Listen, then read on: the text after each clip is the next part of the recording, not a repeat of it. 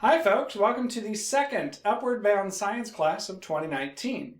Mrs. Curtis will be teaching you today as I am away at a conference, but you should know the first step is to come in, sit down, put your phones away, and grab your science notebook, find the first open spot, and do your 613 entry ticket.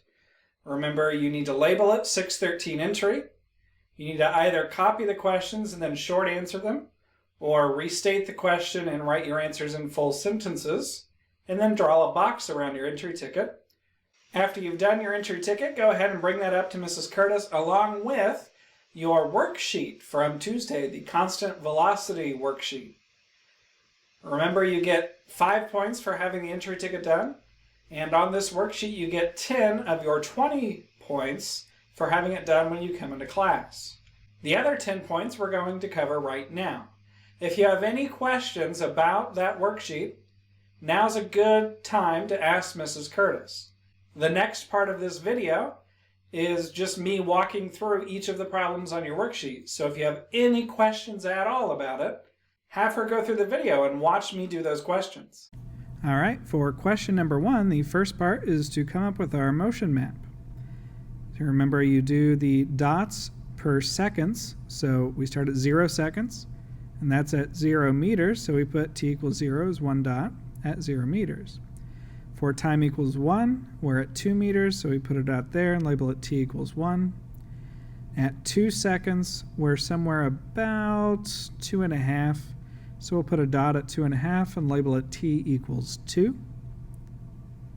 For 3 seconds, we're up there at 3 meters, so we put a dot at 3 meters, label it t equals 3. And then at 4 seconds, we're at 3.5 meters. So we put a dot at 3.5 meters and label it t equals 4. You can draw your arrows between each of those dots now, and you'll notice that since the slope of the graph is steeper at the beginning, it's going much faster at the beginning, and that arrow is much larger. Next, we're going to find the total distance that the object traveled. Remember, to do that, we look at each leg of the graph, so each section. So this first part here, it goes from 0 to 1 seconds, up 0 to 2 meters. And then the second part goes up another 1.5 meters. So on the first leg we have 2 meters, the second leg we have 1.5 meters, and altogether that's a total of 3.5 meters traveled. For the displacement, we do the final position minus the initial position, so where we ended up minus where we started. If you look at the graph, we finished off at about 3.5 meters, and then at the beginning of the graph we started at 0 meters. So our displacement then is 3.5 meters minus 0 meters gives us 3.5 meters. We don't really have a direction for this one, but it is positive because it goes away from the 0. For the instantaneous speed, all we have to do is find the slope at that point in the graph. So if we want to know the instantaneous speed of 0.5 seconds, we find 0.5 seconds in the graph, look at that leg of the graph, pick any 2 points there. I'm going to pick 1, 2 as 1 point and 0, 0 as the other. So we just put that into the slope formula. You get 2 meters minus 0 meters divided by 1 second minus 0 seconds gives you 2 meters per second as the instantaneous velocity at 0.5 seconds on the graph. At 3 seconds, we look at that leg of the graph, pick any 2 points. I just like to do the end points of it because they're usually pretty easy. So I picked at 4, 3.5, and at 1, 2. Plug that into your y2 minus y1 over x2 over x, or minus x1. You get 3.5 minus 2 meters over 4 minus 1 meter, which gives you 1.5 over 3, which is 0.5 meters per second. So you can see, because the graph is much shallower, it's not as steep, and the second half we're going a lot slower too. For the average speed, we take the total distance divided by the total time. This is our s equals d over t equation. You've already found the total distance. It's right up there, the 3.5 meters. So that goes in place of distance in the equation. So 3.5 meters divided by, on the graph, it looks like we went 4 seconds. So 3.5 divided by 4 gives you about 0.875 meters per second. For question number 2, we do our motion map just like the last time. At 0 seconds, we're at 2 meters, so we put a dot at 2 and mark it t equals 0. At 1 second, we're at 3 meters, so we put a dot at 3, mark it t equals 1. At 2 seconds, we're at 4 meters, so we put a dot at 4, label it t equals 2. At 3 seconds, we're back down to 2 meters, so we have to go up a level and put a dot up there at 2 and label it t equals 3. And then at 4 seconds, we're at 0 meters, so we put a dot at 0 and label it t equals 4. Draw your arrows in between. This one's tricky. You do start the arrow where you left off, but you have to go up a level. And there you have it. You could also, if you feel like it, a lot of times instead of putting t equals 2 there on the same level as t equals 1, people put it up a level and label it t equals 2. And usually in that case, we would only have one of those dots. Doesn't really matter which way you do it. Either way is okay as long as you have them in the right positions and you have an arrow attached to it. Otherwise, it looks like it's resting for that second, and that's not acceptable.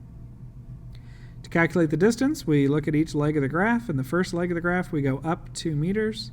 In the second leg, we go down from 4 to 0, so that's 4 meters traveled. And you just do 2 plus 4 is 6. So our total distance is 6 meters. For the displacement, we look at where we stopped and where we started. So the final position minus the initial position, which you could abbreviate PF minus PI. We ended up at 0, but we started at 2. So we have 0 meters minus 2 meters gives us a displacement of negative 2 meters. That negative is important because it means it's getting closer to the reference point than where we started. So it's getting closer to 0 from where we started. Instantaneous speed, do the slope.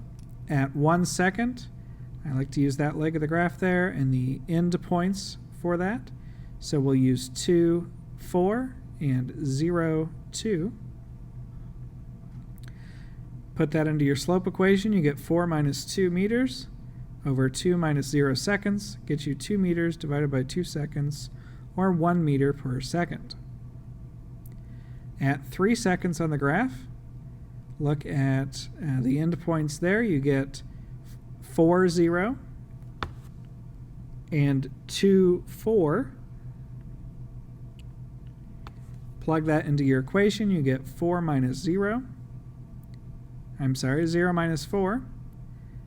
And 4 minus 2, which gets you a negative 2 meters per second.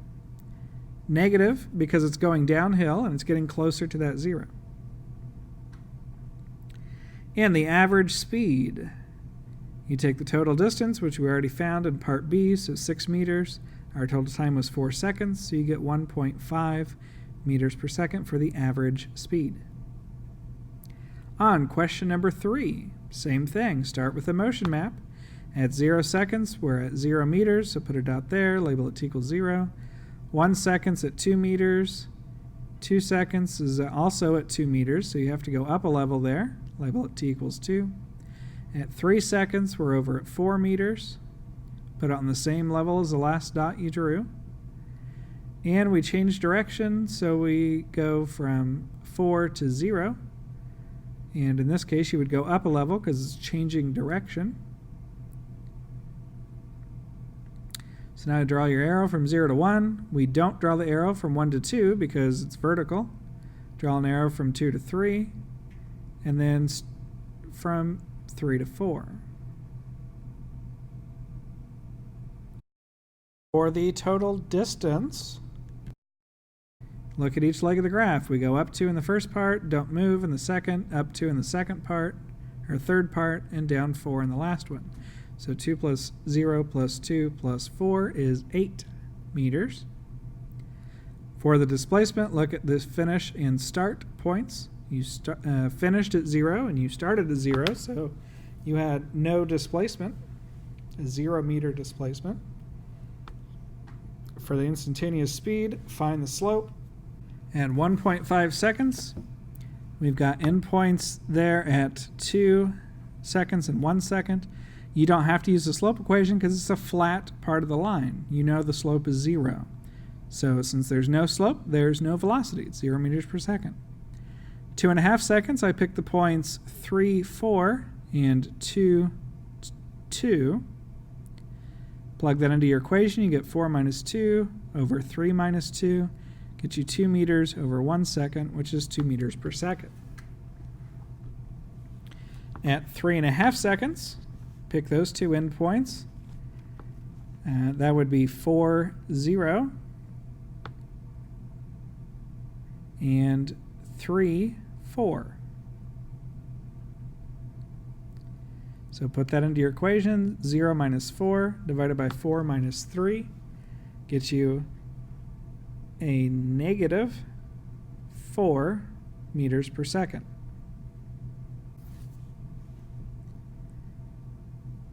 Now we look at the average speed. Remember, that's speed equals distance over time.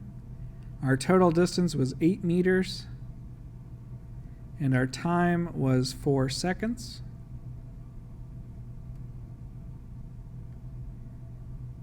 And so you get 2 meters per second. I'll move that up here so you can see that a little bit. There you go.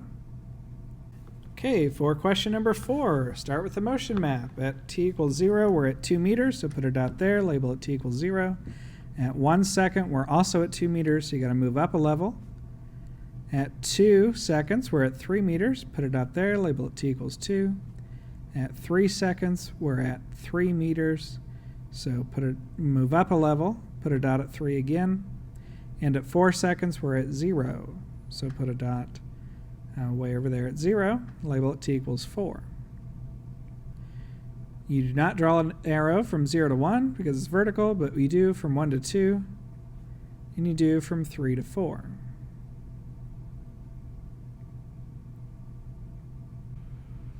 To calculate the distance, you got to find the distance for each leg of the graph. On the first and third legs, they're flat, so we don't move anywhere. The second one, we went up a meter, and the third one, we went down 3. So 0 plus 1 plus 0 plus 3 meters is 4 meters for the total distance traveled. The displacement, we take the final minus the initial positions. So 0 minus 2 gets you a displacement of negative 2 meters. The instantaneous speed at 1.5. Pick your 2 points on either end of that part of the line. I get 2, 3, and 1, 2 to use.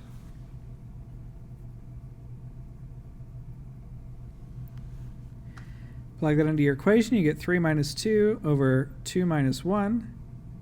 And that gets you 1 over 1 meter per second, or just 1 meters per second. At 2.5, that's a flat part of the graph. You know the slope is 0. We could pick the endpoints and prove that, though, so we get 3, 3, and 2, 3. When you plug that into your equation, you'll get 3 minus 3 over 3 minus 2, which is 0 over 1, or just 0. At 3.5 seconds, find the slope there. Our points are 4, 0, and 3, 3. So you get, in your equation, you gotta plug those numbers in, you get 0 minus 3 over 4 minus 3, which gives you negative 3 meters per second. And finally, you should be familiar with this now, S equals d over t. Plug in your distance, 4 meters. Plug in your time, 4 seconds. You get an average speed of 1 meter per second. Okay, now on to part 2. The first step is to start labeling your graph. I would just go by 1s across, You don't have to go all the way across. You probably only need a few of those. But the x-axis is in seconds, and the y-axis is labeled in meters. Then you read the problem. Try to figure it out. So someone holding a tennis ball 1 meter off the ground. That means it's where we start. So at 0 seconds, we're already started at 1 meter.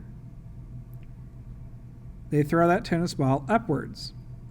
In the first 3 seconds, the ball travels 3 meters up. So count over 3 seconds from your last point. Count over up 3 meters from your last point. Put a dot.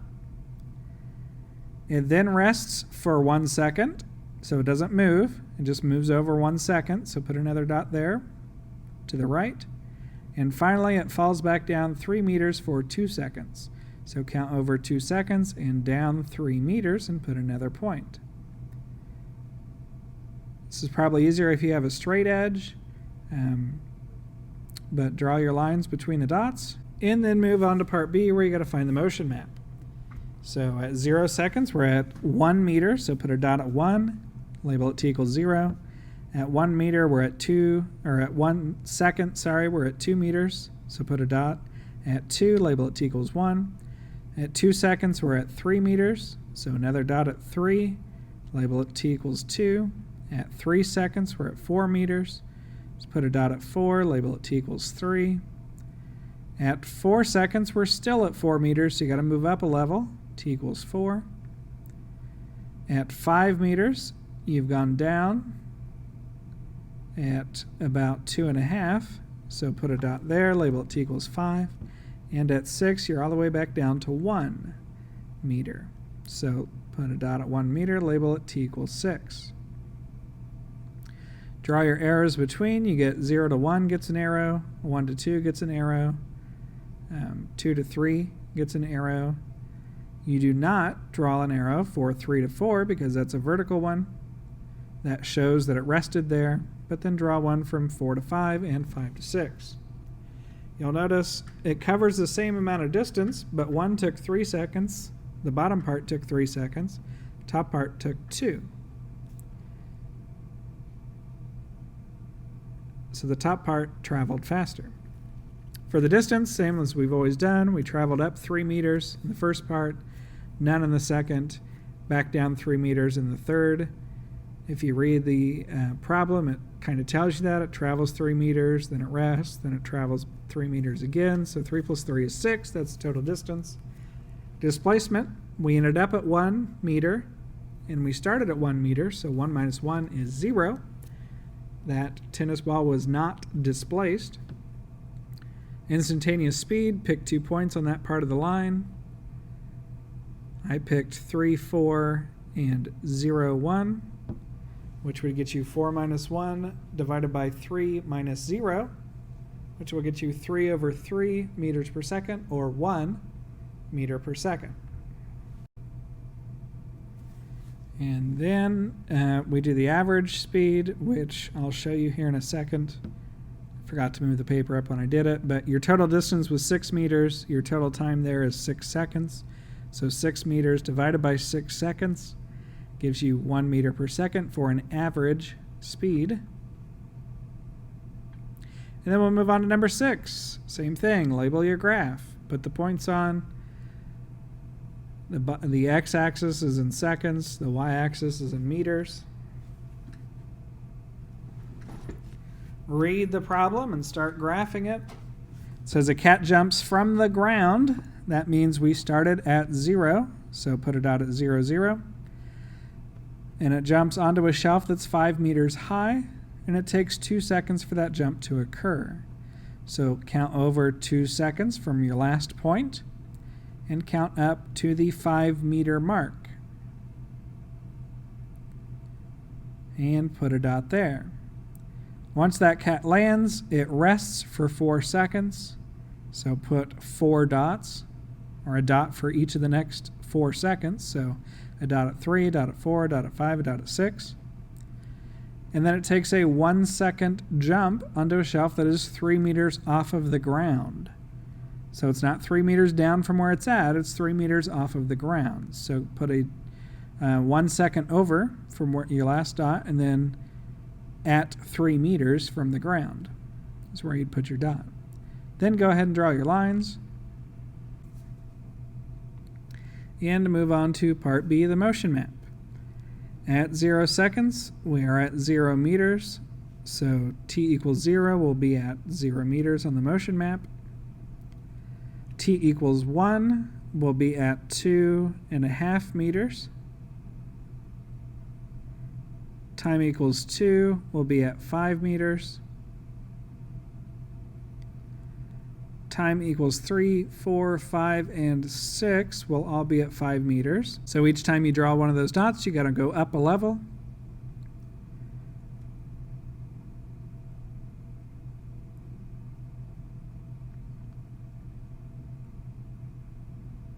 And then for t equals 7, it looks like we're at 3 meters. So put a dot on the same level as the last dot you just had at 3 meters. So t equals 7. Draw your arrows. You get an arrow from 0 to 1. You get an arrow from 1 to 2. No arrows from 2 to 3, 3 to 4, 4 to 5, or 5 to 6 because it's resting for those 4 seconds. Then draw an arrow from 6 to 7. Next, find your distance, each leg of the graph there. So the first part there, we go from 0 to 5, so that's 5 meters. Second part, we're resting, and then we go from 5 to 3, which is 2 meters. So 5 plus 2 gives us 7 meters for the distance. Displacement, we ended up on a shelf that was 3 meters off the ground, but we started on the ground, so 3 meters minus 0 meters is 3 meters. The instantaneous speed at t equals 1, you could figure that out from the motion map. That arrow there from t equals 1 to 2 is 2.5 meters long. So you might guess that it's 2.5 meters per second. Let's find out the normal way. Find the slope. I would pick 2, 5 for your first point and 0, 0 for your second point. You then get 5 minus 0 over 2 minus 0, which gives you 5 divided by 2, or 2.5 meters per second.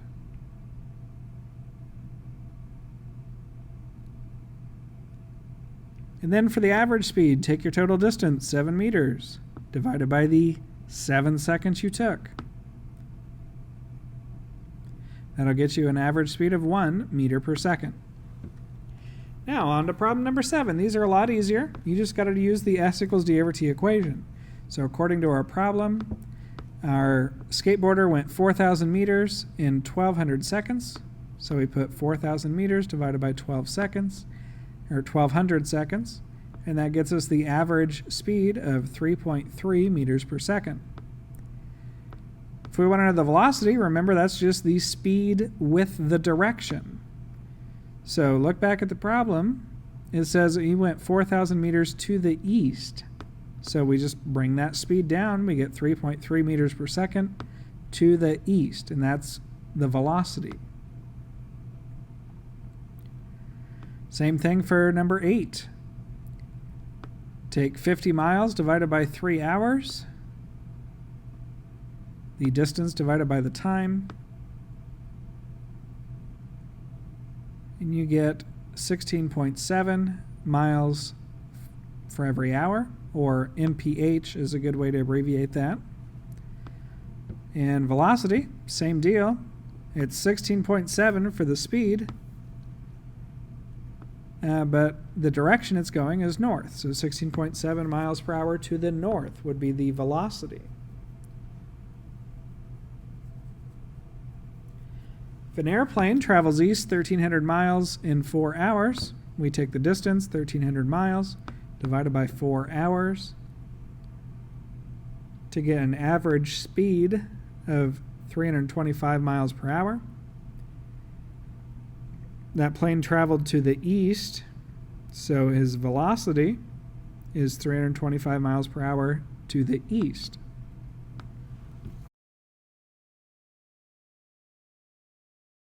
For question number 10, read the problem. There are 3 parts to this, A, B, and C, or for the journey of Chance's day trip.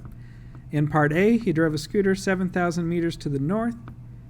And that took him 600 seconds. So write down for A, it's 7,000 meters north in 600 seconds. In part B, it says he stopped for lunch for 480 seconds. So just 480 seconds. There's no direction. There's no movement. And then for part C, he went 5,000 meters to the south, which took him another 540 seconds. What was the total distance he traveled? Well, for part A, it was 7,000 meters. Part B, he didn't move, so 0. Part C, he went 5,000 meters. So 7,000 plus 5,000 is 12,000 meters for a total distance. His displacement's a little trickier. You kind of need to draw a map if you don't already know how to do vector addition anyway. So 7,000 meters, he went to the north in part A. Then he took a little bit of a break in part B. And in part C, he went 5,000 meters to the south. So 5,000 meters in the opposite direction.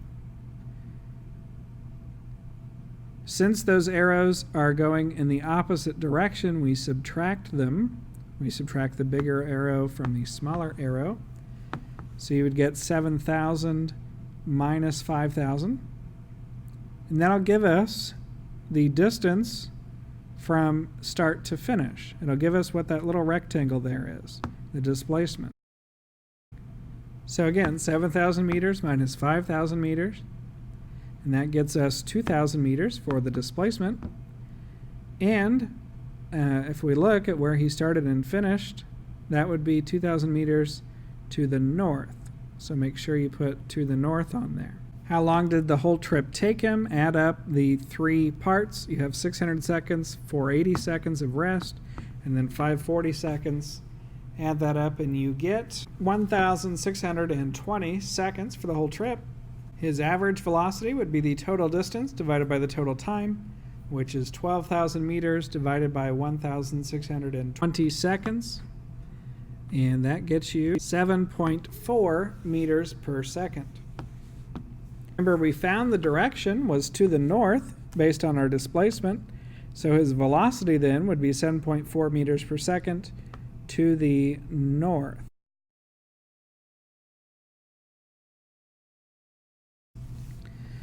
If we want to find the instantaneous velocity in part B, that's pretty easy because it says in part B he rested. That means there was no velocity, there's no movement. So 0 meters per second. The instantaneous velocity in part C, though, we take the distance traveled in part C divided by the time. We don't have a graph to find the slope, but we don't really need to. We have the change in position divided by the change in time, which would give us 5,000 divided by 540, which is 9.3 meters per second. And since it's velocity, we have to say that it's to the south. And for question number 11, if you were to drive 100 meters per second for 360 seconds, how far will you go? And the hint is use the equation d equals s times t. So distance equals speed times time. So plug our speed in, 100 meters per second, times the 360 seconds, the time, and that gets us 36,000 meters that was traveled. Notice the seconds cancel out in the units and we're left with meters, and that's how we know we did the problem right. Now that we've got all our questions answered, have Mrs. Curtis check your worksheet again. You have 10 points for having it filled out. We're going to trust that you took the time to fill out the correct answers because you can use these to study for the test later. Okay, now that we have all that taken care of, we'll move on to the notes for today. Today's notes are about acceleration. Remember, as we go through these notes, you do not have to copy down everything word for word. Just get a good summary of what's on the page. Today's notes should be a little bit easier than Tuesday's notes because we're only covering 2 of the ICP standards. The first standard is 2.1. You have to be able to use a velocity versus time graph, a motion map, or a mathematical equation to describe the change in velocity of an object and relate that to its position at any point in time. And then for 2.3, you have to be able to describe the velocity changes or the acceleration of an object thrown vertically. The first question you probably have is, what is acceleration? Acceleration is a change in velocity of an object. If you remember from the previous notes, velocity is equal to the speed and a direction of an object. So however fast the object is going plus which way it's going. If there is a change in the speed or a change in the direction or a change in both, we have an acceleration. We measure acceleration in meters per second, which could be written as m/s/s or m/s squared. It gets a little bit confusing when we start saying meters per second squared, so anytime you see either of those, we're just going to say meters per second. That's saying that the velocity changes this much. The velocity, meters per second, changes a certain amount for every second. One important acceleration you probably need to know is gravity. The acceleration due to gravity is 9.8 meters per second. On Tuesday, we talked about PVT graphs, or position versus time graphs. Today, we will look at VVT graphs, or velocity versus time. In a position versus time graph, you remember the slope gives you the velocity. However, in a velocity versus time graph, since we have velocity versus time, the slope of the line will give us the acceleration. It'll give us a unit of meters per second. Remember y over x. So we've already seen this a little bit. In the last set of notes, we talked about a constant velocity. That means there's no acceleration. The velocity doesn't change. Our position versus time graph, remember the slope is the velocity. So if the velocity is not changing, the slope is not going to change. We're going to have a constant slope, which means you have a straight line. On a velocity versus time graph, the slope is equal to the acceleration. If the velocity doesn't change, there is no acceleration, therefore there is no slope. You'll have a flat line. If we have a constant acceleration, a position versus time graph is going to be a weird quadratic curve. That means every second we end up going further and even further away as we move because our velocity is increasing. On the velocity versus time graph, we have a straight line with a slope. Remember, on a velocity versus time graph, the slope is the acceleration. So we have a positive slope here. That means we're speeding up. You might remember we talked about motion maps on Tuesday. You've probably experienced that they're hard to draw, but really easy to read. So on my motion maps here on the right for constant velocity, you'll notice each of the arrows are exactly the same length. They're also going in the same direction for each of the motion maps. So on the top motion map, they're all coming towards the right, and on the bottom one, they're all going towards the left. This means there is no acceleration. Our velocity stays the same the whole time. Remember, those arrows tell you the velocity. On the motion maps to the right here, these represent a changing velocity. In the top one, you see the arrows are getting a little bit bigger as they go further to the right. That means we are increasing our velocity because the arrows are getting bigger. On the bottom, we have same length arrows, all four of them, but you'll notice two of them go one way and two of them go the opposite. That means it changed directions. Therefore, there was an acceleration because we changed directions here. Finally, we'll get to the math part of this a little bit. It's very similar to calculating velocity. We just find the slope, which gives us the same kind of equations, but we're not looking at position anymore. We're looking at velocity. So instead of a position versus time graph, we have a velocity versus time graph. Mathematically, you'll take the final velocity minus the initial velocity and divide it by the total time it took to change the velocity. It's very important to do final minus initial because that'll tell us whether we're speeding up or slowing down. If it's a positive acceleration, we're speeding up. If it's a negative acceleration, we're slowing down. And last but not least, a vertically thrown object. If I take a ball here and I throw it up in the air and wait for it to come back down, you could graph the position, the velocity, the acceleration of that ball from the time it leaves my hand until it finally lands. On the position versus time graph, you'll see over here, it's kind of a big hyperbolic curve. Okay, so it goes As time moves on, it increases its position off the ground.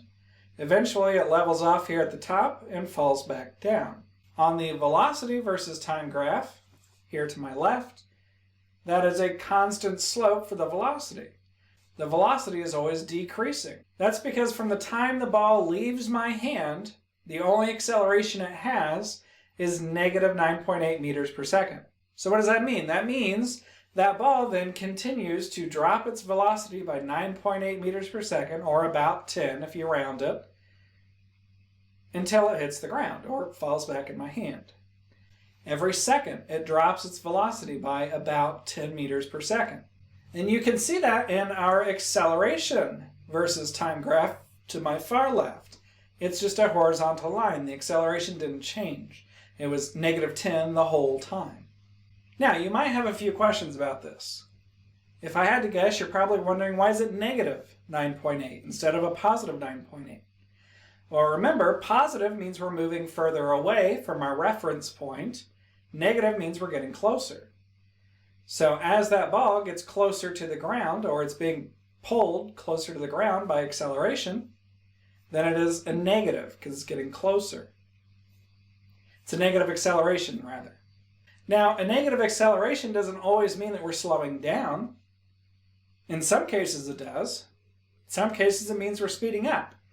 Take the case of the ball. It's probably another question you had. As you let go of it, it has a positive velocity, correct? It's going away from the ground. But it has a negative acceleration because it's slowing that ball down. It's pulling its velocity closer to the ground.